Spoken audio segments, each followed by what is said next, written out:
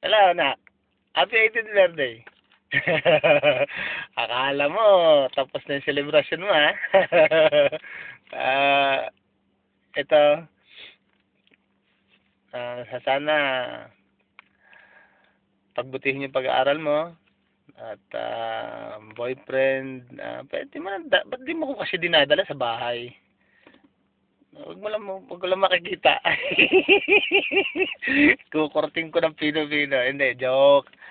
Ah, mag-aral ka mabuti, kayo magkakapatid.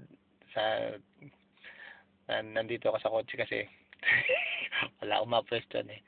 Ah, wish ko, sana good health. Tulad ni Papa mo, good health niya. Ah, ah, pinagmamalaki kita, pati mga kapatid mo, si Jem. Dahil naging sandalan ko kayo. At naging saklay ko kayo nung panahon na pilay ako. Pilay. Yun lang. Pagbutihin mo pag-aaral mo. Sana huwag kang magsawa mag-aral. Ha? Mag-aaral ka lang na mag-aaral, huwag ka magtrabaho.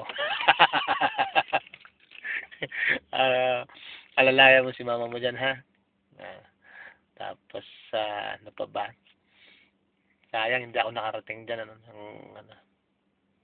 yung birthday mo. Dito ako. So, okay lang. Kahit naman na dyan ako, wala rin eh. Ah, na, ilang taon na lang. Parang kailan lang. Maliit ka pa ngayon. Malaki ka na. Matanda ka na rin. Sana,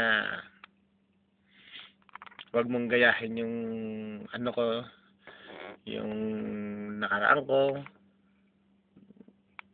Maging gabay mo yun. Para, pag nagkapamilya ka, hindi ka matulad sa ng mama mo. Ha? Nagmamalaki kita. Happy 18th birthday, anak. Give it up.